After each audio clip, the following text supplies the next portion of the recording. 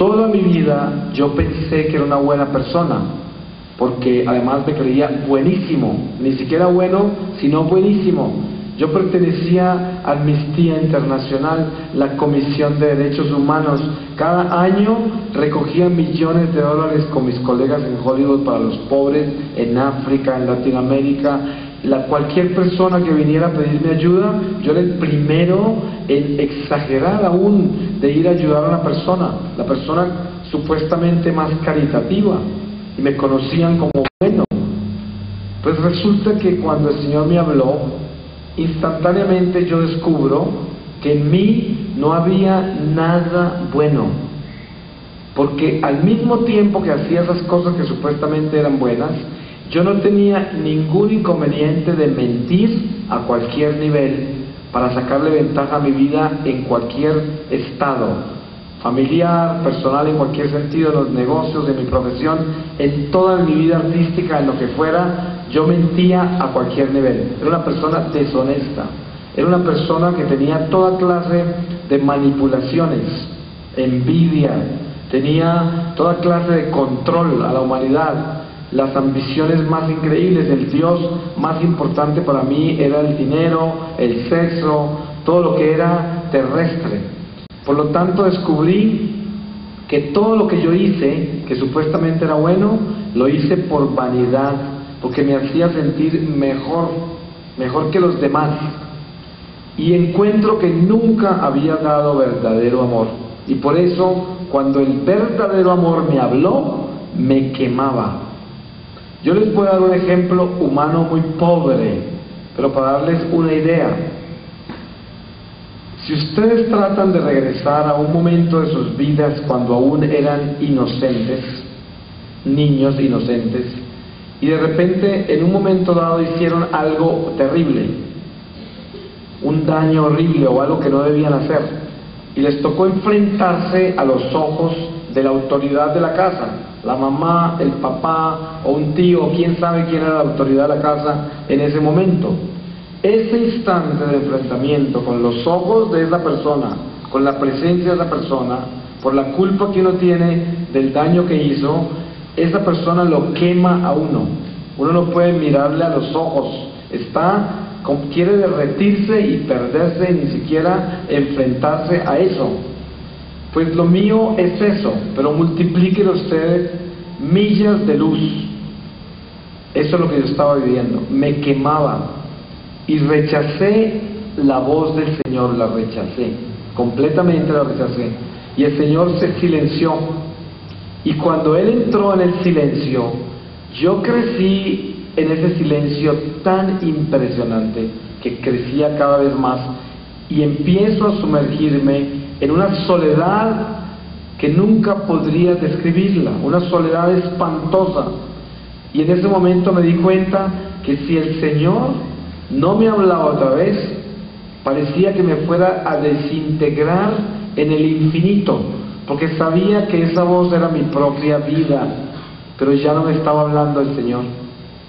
Y la grama donde estaba acostado en esa montaña, el pasto, se desapareció.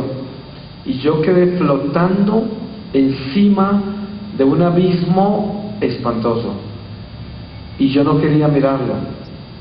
Por 33 años yo argumenté con todo el mundo, utilizando toda clase de filosofías e ideologías, de que el infierno no existía.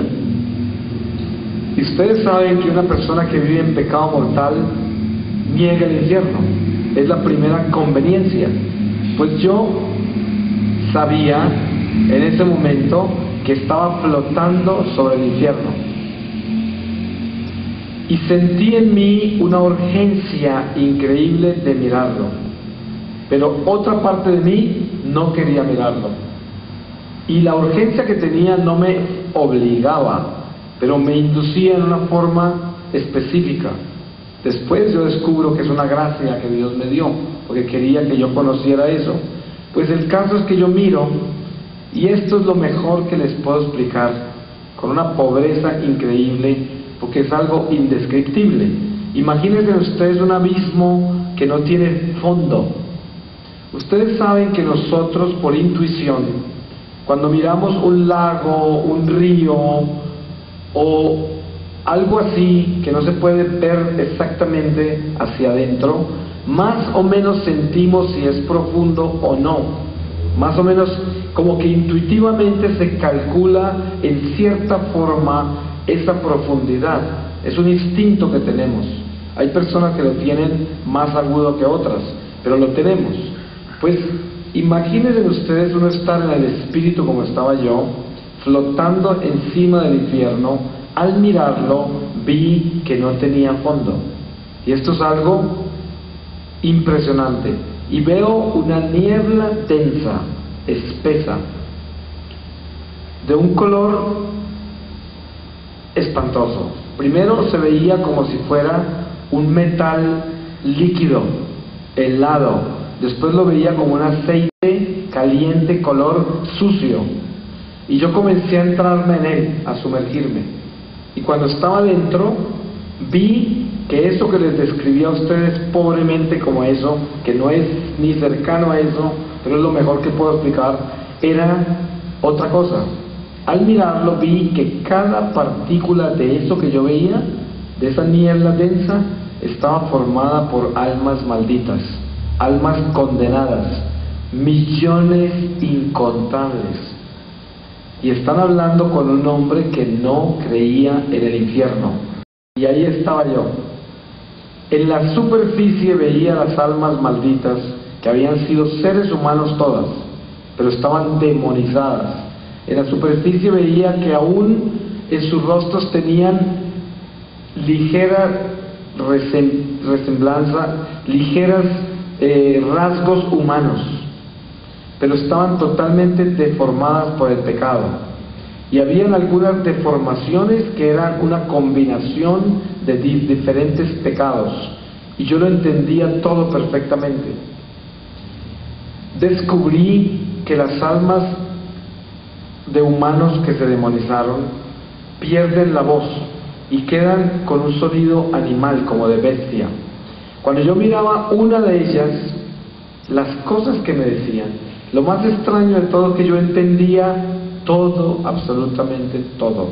Sabía cuando miraba un alma, los pecados, la combinación de esos pecados, la relación entre la gracia y el pecado. Yo podía escribir una enciclopedia sobre esas cosas, entera, sobre una sola alma. Pues lo que me decían eran con esos sonidos animales, y yo lo entendía como palabras, perfectamente.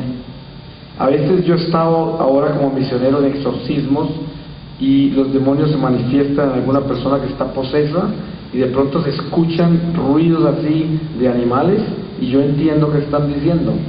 Es algo muy extraño que uno no lo puede explicar, pero bueno, el caso es que cuando yo nunca estudié teología, ni religión, ni ciencias pues religiosas, ni sabía ni el catecismo, pero les puedo decir esto, basado en la experiencia que yo tuve del infierno, parece ser que hay niveles de condenación, porque a medida que yo miraba más profundo, se convertían más como en bestias, y los ruidos que salían de ahí me herían a mí. Y lo peor de todo, que yo sabía que yo pertenecía ahí. Yo no pensé que nunca fuera a salir, porque yo también tenía mi alma deformada.